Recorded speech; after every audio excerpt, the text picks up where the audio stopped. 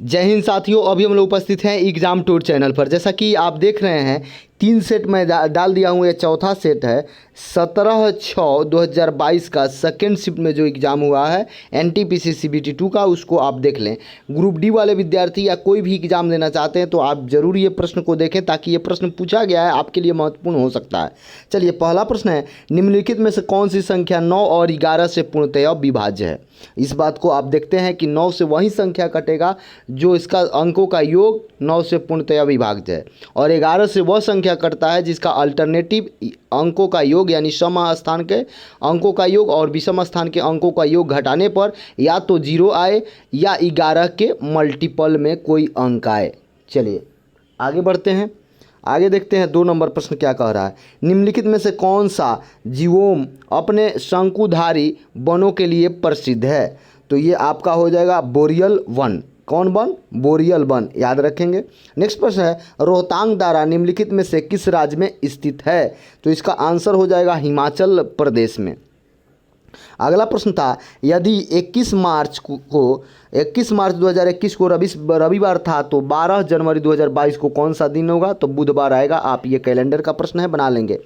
मस्की कर्नाटक के डैश जिले में स्थित पुरातात्विक स्थल है जिसे 1915 में सी बिडॉन द्वारा सम्राट अशोक के छोटे शिलालेख की खोज के साथ प्रसिद्धि प्राप्त हुई। तो ये रायचूर जिला एक नाम है, रायचूर, याद रखेंगे।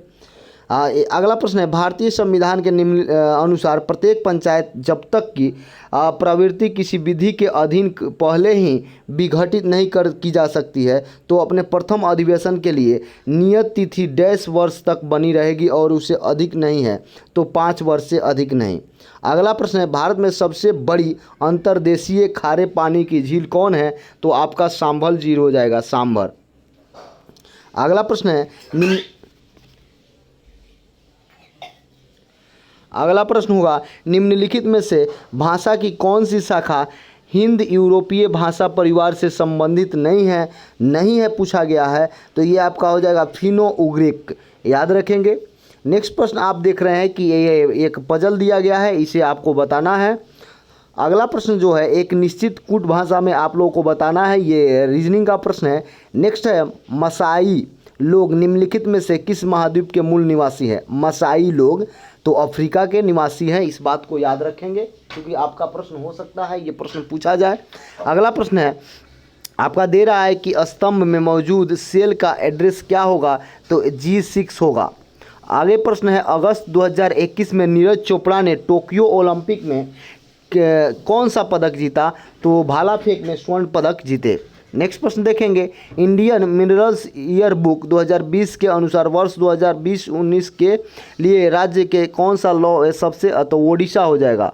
नेक्स्ट प्रश्न था, ये आपका एक चक्रवृद्धि ब्याज से और साधारण ब्याज से प्रश्न हमेशा रह रहा है, देखने का प्रयास करेंगे। ये आपका जो था, ये एक छात्र अपने घर से, तो थोड़ा सा हम GS को केवल बता रहे हैं, बाकी सब आपको अलग अलग से। रोजगार स्तर को बढ़ावा, करीबी निर्भरता कम करने के लिए आत्मनिर्भरता प्राप्त करने के उद्देश्य से 1974 से 1979 की अवधि के लिए भारत की कौन सी पंचवर्षीय योजना बनाई गई थी? तो 5वीं पंचवर्षीय योजना बनाई गई थी। नेक्स्ट प्रश्न देखेंगे, ए और बी किसी काम को टाइम एंड वर्क से भी प्रश्न पूछा जा रहा है। अगला प्रश्न है, एक निश्चित कूट भाषा में MANG मैंगो को इतना लिखा जाता है, यानी कि रीजनिंग का प्रश्न हो गया।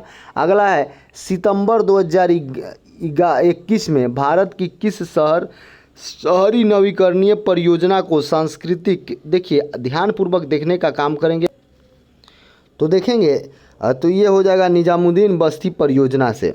अगला प्रश्न है, किसी आयत से यानी कि अनुपात में पूछा जा रहा है, ये मैथमेटिक्स का। यानी कि हीन जनता रोगों के संदर्भ में रिकेटस की कमी के कारण होता है, तो विटामिन D के कारण रिकेटस की।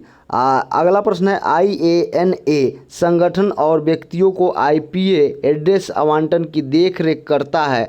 IANA बताइए, तो ये आपका हो जाएगा 2 नंबर आंसर सही है, ठीक है। इंटरनेट एसाइड नंबर्स अथॉरिटी, याद रखेंगे। अगला प्रश्न, भारतीय पेट्रोलियम एवं प्राकृतिक गैस संख्यांकी 2018-19 के अनुसार 19 तक प्राप्त जानकारी के आधार पर निम्नलिखित में से किस राज्य पर अपरिहार्य तेल का सबसे ज़्यादा बैलेंस रिकवरी मौजूद है, तो ये आपका असम का हो जाएगा। नेक्स्ट प्रश्न देखते हैं, नेक्स्ट प्रश्न में आते हैं। तो प्रश्न कह रहा है इनमें से किस महिला वैज्ञानिक को विज्ञान एवं इंजीनियरिंग के क्षेत्र में 2022 में पद्मश्री मिला? तो ये आपका हो जाएगा संघमित्रा बंदोपाध्याय। अगला प्रश्न है अपनी सामान्य चाल के यानी कि मैथमेटिक्स से है। नेक्स्ट प्रश्न है ओंगी नामक आदिवासी निम्नलिखित में से किस केंद्र शासित प्रदेश में निवास करते हैं? तो अंडमान निकोबार।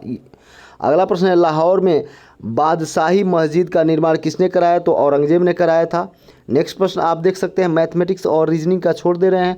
1889 में डैश ने मुक्ति मिशन की स्थापना की थी जो उनके युवा विधवाओं के लिए शरणार्थी के थे, उन्हें एक पारिवारिक रूप में नियुक्त किया जाता था, उनके साथ किया गया दुर्व्यवहार। तो देखिए पंडित रामाबाई के द्वारा ये संस्था का स्थापना किया गया था। नेक्स्ट प्रश्न देखेंगे भारतीय संविधान का कौन सा अनुच्छेद पंचायत की शक्ति को प्राधिकारी और उत्तरदायित्व से संबंधित है? तो 243 जी, याद रखेंगे 243 जी। नेक्स्ट प्रश्न भारत का अंडमान और निकोबार द्वीप समूह द्वारा निम्नलिखित में से किस पर्वतमाला का आपतित भाग है? तो आप याद रखेंगे आराकान योमा याद रखेंगे। किसी फर्म का संपूर्ण राजस्व वक्र फर्म द्वारा किए गए डैश और फर्म के उत्पादन के स्तर के बीच का संबंध है? तो संपूर्ण राजस्व का।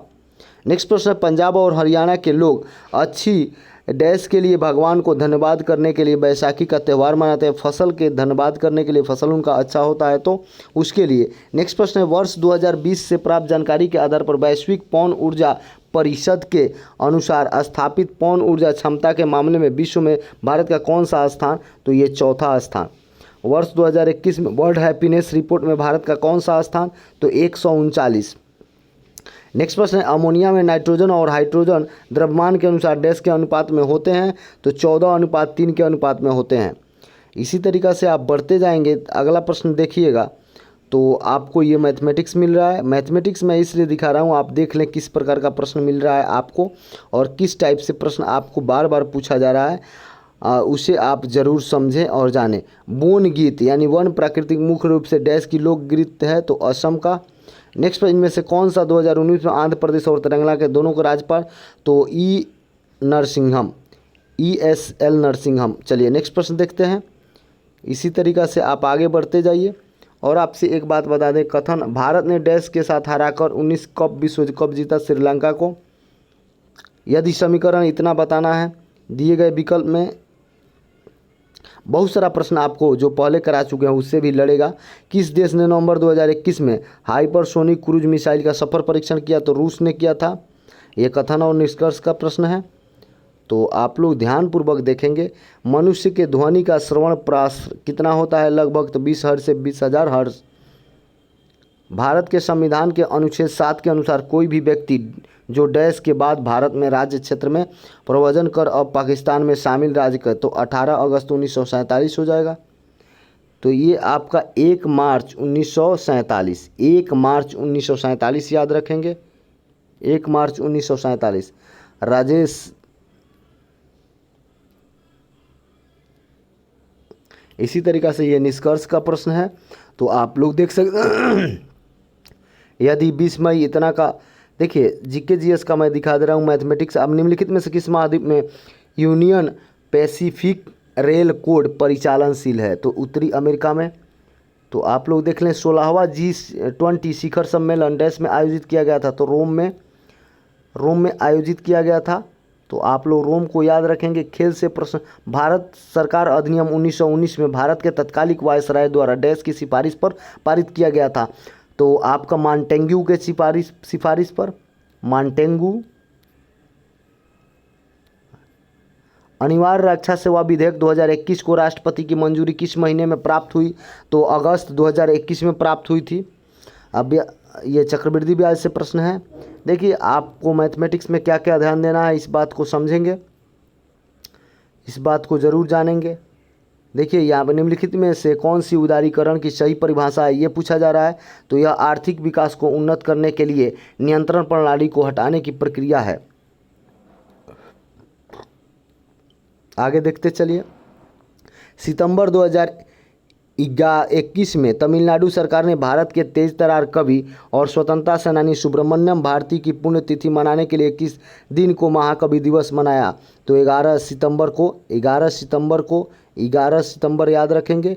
इसी तरीक़ा से देखिए, यदि आपको लगे कि कोई भी प्रश्न में डाउट है तो आप ज़रूर कमेंट बॉक्स में कमेंट करेंगे।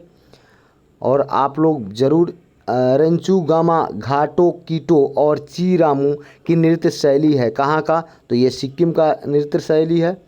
देखिए, अटेम्प्ट भले ही कम ले लेकिन सही अटेम्प्ट लेने का प्रयास करें। निम्नलिखित में से कौन सी भाषा भारतीय संविधान की 8वीं अनुसूची का हिस्सा नहीं है, ये आपसे पूछा है। राजस्थानी नहीं है, बाकी सब हिस्सा है। निम्नलिखित में से कौन सा उदारीकरण का उद्देश्य नहीं है, तो प्रौद्योगिकी और विदेशी पूंजी के प्रभाव को कम करना, ये नहीं है।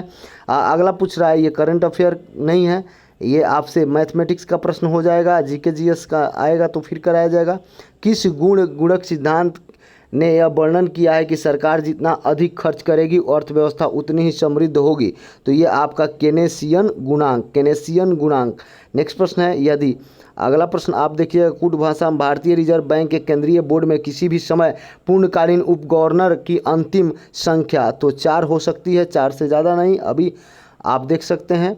ये आपको निम्नलिखित में से कौन सी आधुनिक गुजरात में स्थित है जहां अशोक के शिलालेख अवस्थित है, तो गिरनार याद रखिएगा। ये कथन निष्कर्ष से 2 से 3 प्रश्न देखने को मिल जाता है। और ये आप देख सकते हैं 116 हो गया। निम्नलिखित में से किसके पास केंद्र एवं राज्य सरकार केंद्र शासित प्रदेशों के वित्तीय समन्वयन के लेखा जोखा रखता है, संविधान नियंत्रण एवं महालेखा परीक्षक। डैश के अलावा निम्नलिखित पादपों और पौधे में झाड़ें होती है, तो ये आपका चुकंदर। नेक्स्ट प्रश्न देख सकते हैं। और इसी से आपको बता दें, जून 2021 में विज्ञान और इंजीनियरिंग अनुसंधान बोर्ड के किसके सहयोग से फंड और फॉरेस्ट रिसर्च किया गया, तो इंटेल इंडिया। तो आप देख सकते हैं इसी के पास ये समाप्त हो गया 120 प्रश्न।